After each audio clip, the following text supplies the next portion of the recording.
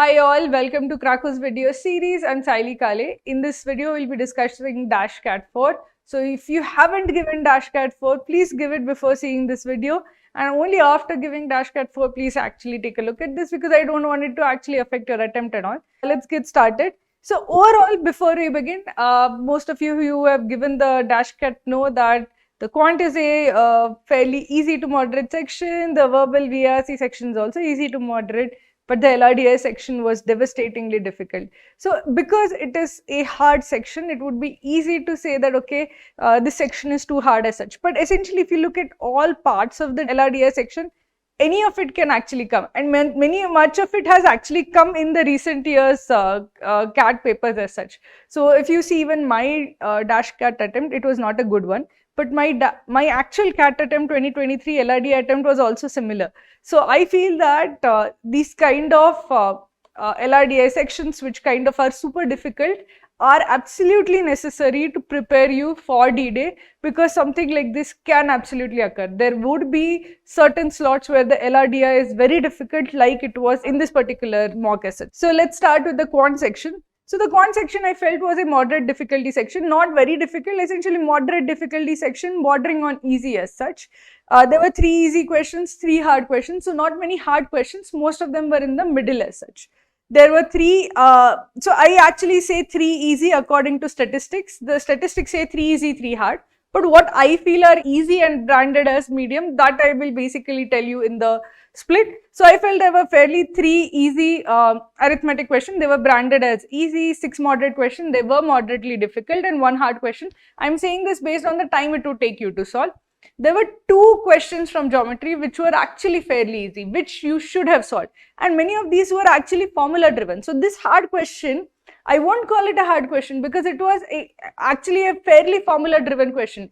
If you know the formula as such, it is not going to be very difficult. It required you to remember or know 2 formulae, the Apollonius theorem and the angle bisector theorem. If you knew that, it would not be a difficult question to solve. Similarly, the easy question, there was a direct question which was alternate segment theorem question. If you knew the theorem, you're going to solve it in under a minute. So there were many questions which are marked as moderate difficulty questions, but if you knew the theorems, if you knew the formulae, they were easy.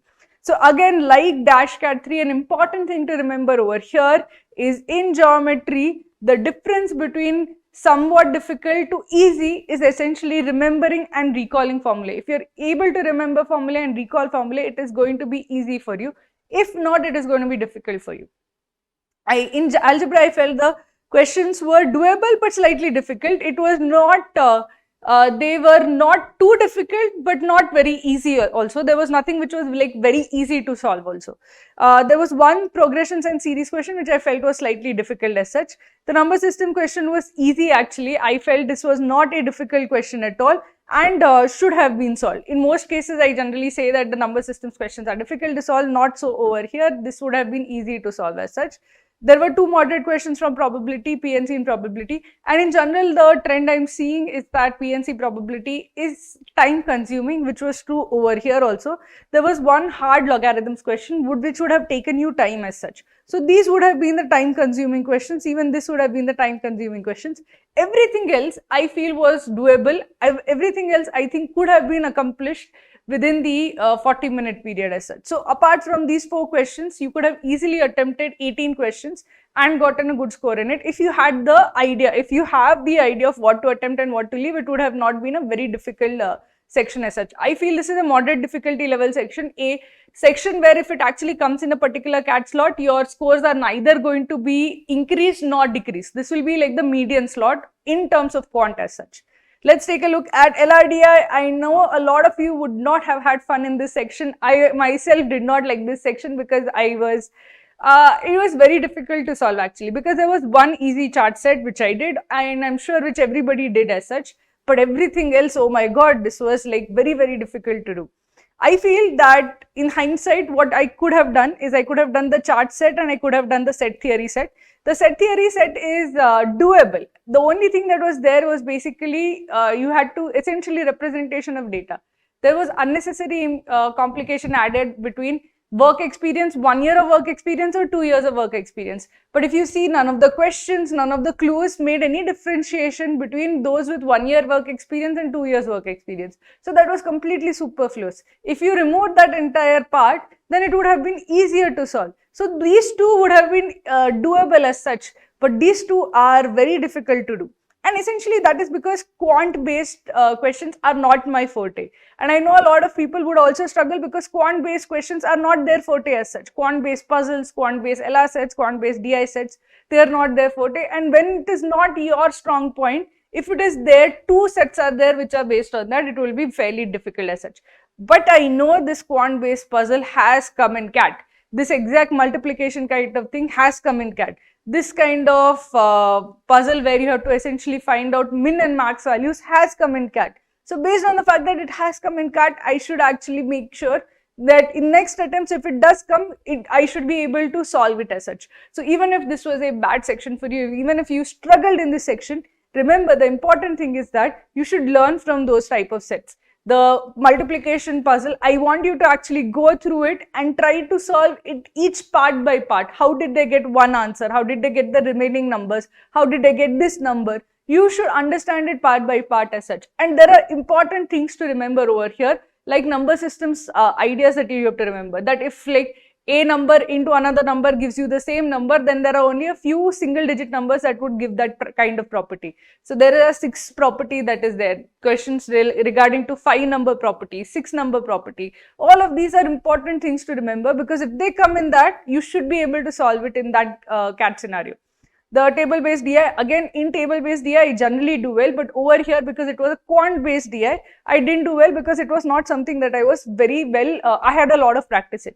But it is important to know that when you don't have a lot of practice and you struggle, you should take that as a challenge and improve in that. So I feel this is a difficult section definitely, but it exposes one big weakness that many students have, which is that they are weak in quant based DI and quant based LR. And if you are weak in quant based DI and quant based LR, you would have struggled in this section. There are no two ways about it. So if you struggle, go and revise those, go and look up those, see the solutions for these sets, memorize the important properties that are discussed, the number system properties that are discussed, so that when it again comes, okay, you should be able to solve it. The last section, the VARC section, was again on the easy side, I feel. The 4 RCs were not difficult at all. Most of them were very easily doable. The VA part I felt was slightly more challenging than DashCAT 3, but the RC part was easier than DashCAT 3 as such. There was one informative RC and one scientific RC. I felt both were fairly like easy, on the easy side. The scientific RC of animal psychology was easy to understand, easy to remember and easy to answer. The one on India's globalization was slightly harder to read, but easy to understand as such. There isn't a lot of, while it had a lot of information and while it required a lot of thinking, it wasn't difficult to read as such. The RC, which was about fundamental attribution error, it was semi-scientific, it was semi-informative as such, but it was actually a fun read. It was something that you can understand and you can understand it better by comparing with things that you already know. So how do you assign blame when you are to blame? How do you assign blame when you are not to blame? All of these psychological aspects are actually fun to read and they are something that you can understand also. So while it was a moderately difficult question, because anything which requires analysis requires thinking, because it requires extra thinking, it will require extra time and it will, your accuracy will get hit. But I felt this was something that I could easily relate to and understand, and I didn't think it was a very difficult question, set as such, because you could relate it to what you know about society, about people. See, essentially here this was about psychology and people, and you know people better than you know philosophy or economics. So this is not something that you should have struggled with a whole lot.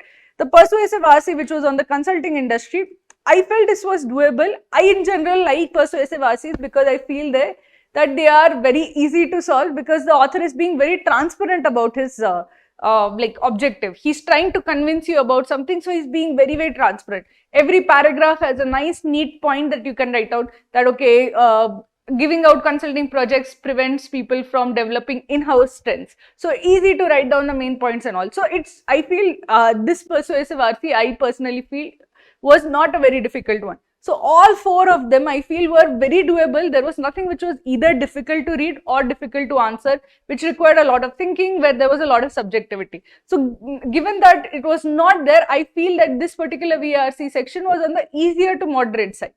The VA part on the other hand, I felt everything was slightly hard. So there was no easy para-summary question. All para-summary questions were slightly difficult. Similarly, all para-insertion questions were slightly difficult. There wasn't any sitter question as such. Same with para-jumbles. Para-jumbles are always hard. The same is the case even now. So I felt VA would not have been an easy part for anybody to solve, but RCs should have been scoring for most people. So this is my analysis of DashCAT 4, and I'll see you with my analysis of DashCAT 5.